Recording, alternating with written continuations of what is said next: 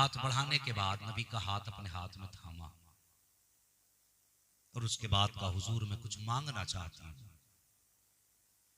मेरे नबी ने फरमाया खदीजा मांगो, क्या मांगना चाहती हो? हजरत खदीजतुल कुबरा ने कहा था हुजूर मेरी ख्वाहिश है जब तक मेरा दम ना निकल जाए आप मेरे सामने से हटना नहीं। मैं ये चाहती हूं कि जाते जाते दुनिया से आपका चेहरा देखती चली जाऊं। या रसूल अल्लाह आपका चेहरा देखूंगी रूह आसानी से गुजर जाएगी। मेरे नबी की चश्माने नबूवत बरसने लगी। साहिब ये मियां बीवी के रिश्ते मेरे नबी ने हमें सिखाए। आज बात बात पे तलाकें हो जाती हैं, बात बात में घरों के अंदर झगड़ों की नौबतें, कत्ल क़िताल का नंबर। मेहरबानी करो अज़दवाजी जिंदगी बेहतर करें हम। मेरे नबी ने फरमाया खदीजा जब तक तुम इजाजत नहीं दोगी मैं तुम्हारे सामने से नहीं हटूंगा। और उसके बाद दूसरी बात जो मेरे नबी की ज़ौजा और मोमिनीन की मां हजरत खदीजतुल कुबरा ने कही, कलेजे दहल जाते हैं। अगली बात हजरत खदीजतुल कुबरा ने अपनी बेटी हजरत फातिमा का हाथ पकड़ा और पकड़ने के बाद कहा था हुजूर मैंने 3 बेटियों को रुखसत कर दिया है, मेरी एक छोटी बेटी रह गई है। हुजूर अगर मेरी जिंदगी होती मैं अपने हाथों से फातिमा को दुल्हन बनाती। आका मेरे दुनिया से जाने का वक्त आ गया है, या रसूल अल्लाह मेरी बेटी को दुनिया में कभी तकलीफ मत होने देना। मेरे नबी ने इतना सुना, आंसू टप टप मेरे नबी की आंखों से गिरने लगे। उसके बाद जब तीसरी बात आई हजरत खदीजतुल कुबरा ने कहा हुजूर मैं कुछ और भी मांगना चाहती हूँ। इतनी बात कही और कहते कहते लब थम जाते हैं। ऐसा लगता था कि हिम्मत जवाब दे गई है।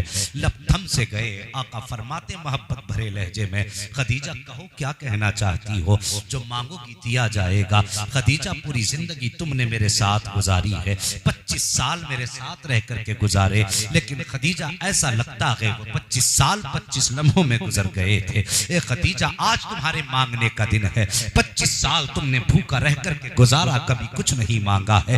बदन पे जो कपड़े मिले पहन लिए, कभी सवाल नहीं किया। खदीजा जिस हाल में मैंने रखा कभी तुमने शिकवा ना किया। खदीजा तुम्हें जिस चीज की भी कमी हुई कभी अपने शौहर से तुमने उसका गिला ना किया।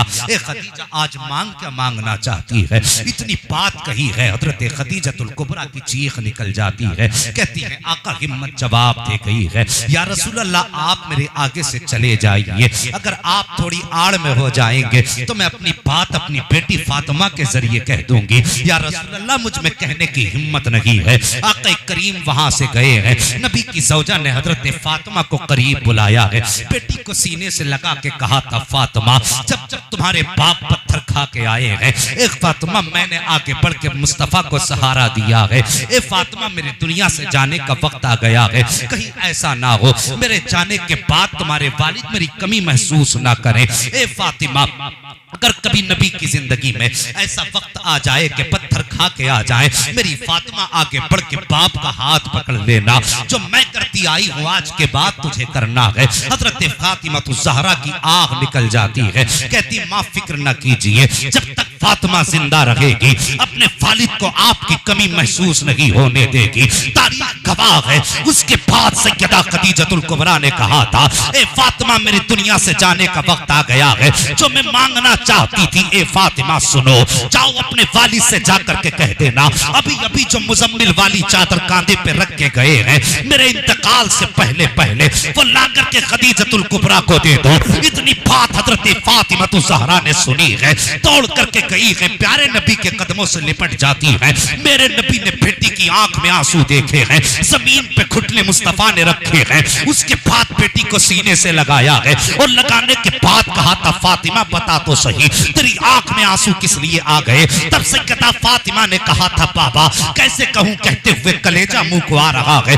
मेरे नबी ने फरमाया कहना क्या चाहती हो? कहा बाबा जान मां कह रही है कि मेरे दुनिया से जाने का वक्त आ गया है। या रसूल अल्लाह सिर्फ एक ख्वाहिश है, आपके कांधे की चादर का सवाल है, या रसूल अल्लाह ये चादर वालिदा को अता फरमा दे। इतना मेरे नबी ने सुना है, आंखें बरसने लगी है, फौरन चादर उतारी है, हाथ में ली है, लेकर के हजरत खदीजतुल कुबरा के पास आए हैं। और आने के बाद एक तारीख साथ जुमला मेरे नबी ने कहा था, ए खदीजा, तूने सिर्फ चादर मांगी है, अगर खाल भी मांग लेती तो मोहम्मद खाल उतार के दे देता। अल्लाह अकबर। ये तारीख साथ जुमला मेरे नबी ने कहा है। अभी इतनी बात कही थी कि इतने में जिब्रील अमीन आ जाते हैं, कहते हैं या रसूल अल्लाह, आप अपनी चादर को कांधे पे रख लीजिए, खदीजा को अपनी चादर ना दें। कहा किस लिए? कहा पूछो खदीजा चादर क्यों मांग रही है। तब मेरे नबी ने कहा था, ए खदीजा बता तो सही चादर की क्या जरूरत पड़ गई है। तब खदीजा ने कहा था, या रसूल अल्लाह, मैंने माना कि सारी जिंदगी अपनी दौलत खुदा की राह में खर्च करती है, जिंदगी नबी के दीन पे खर्च करती है, एक एक सांस मुस्तफा के नाम करती है, लेकिन डर लगता है वो खुदा बड़ा बेनियाज है। अगर कब्र में गई और मुझसे पूछ लिया क्या लेके आई है दीन को, अगर मैं कहूंगी दौलत दी और उसने कह दिया कबूल नहीं तो क्या कहूंगी। अगर मैंने कहा जिंदगी दे दी, अगर उसने कह दिया कबूल नहीं, तब क्या कहूंगी। मेरे नबी मुस्कुरा के फरमाते हैं, खदीजा कहना क्या चाहती हो। तब उम्मुल मोमिनीन ने कहा था, या रसूल अल्लाह, मैं चाहती ये हूँ मुजम्मिल वाली चादर दे दे, ताकि जब कब्र में पहुंचूं तो इसी चादर में कफन दे दिया जाए और फरिश्ते मुझसे पूछें कि खदीजा क्या लाई है, तो आपकी चादर दिखा के कहूंगी, ए फरिश्ते, पैगंबर इस्लाम की चादर लेकर के आई हो। इतना सुनना था। जिब्रील कहते हैं, महबूब ये चादर ना दीजिए। आका फरमाते हैं, ए जिब्रील, इस चादर में कफन देना है। तब जिब्रील ने चादर आगे बढ़ाई और कहा था, या रसूल अल्लाह, अब खदीजा को इस चादर की जरूरत नहीं है, बल्कि खुदा ने इनके कफन के लिए जन्नत से जोड़ा भेज दिया। नारे रिसालत, नारे गौसियत, फैजाने आला हजरत मुफ्ती हम्मद रजा साहिब किबला, नारे तकबीर। सुभान। और साहिब, ये दुख किसने न झेले, ये पहाड़ किसके आगे न टूटे। और फिर उसके बाद हजरत खदीजतुल कुबरा ने दामन का एक ठुक्का अपने हाथ में पकड़ा। यकीनन मेरी आवाज मेरी कौम की बेटियों के कानों तक भी पहुंच रही होगी। इस जुमले को गौर से सुनना। हाथ में पकड़ा, दूसरे दामन का कोना नबी के हाथ में दिया और देने के बाद कहा था, हुजूर बस आप इतना बता दें, क्या आप अपनी खदीजा से राजी हैं कि नहीं। जब इतनी बात मेरे नबी ने सुनी तो आंसू पलकों के बंधन तोड़ करके बाहर आ गए। मेरे नबी ने यूं निगाह उठाई और आका करीम ने कहा, या अल्लाह, मैं खदीजा से राजी हूं, तू भी राजी हो जा।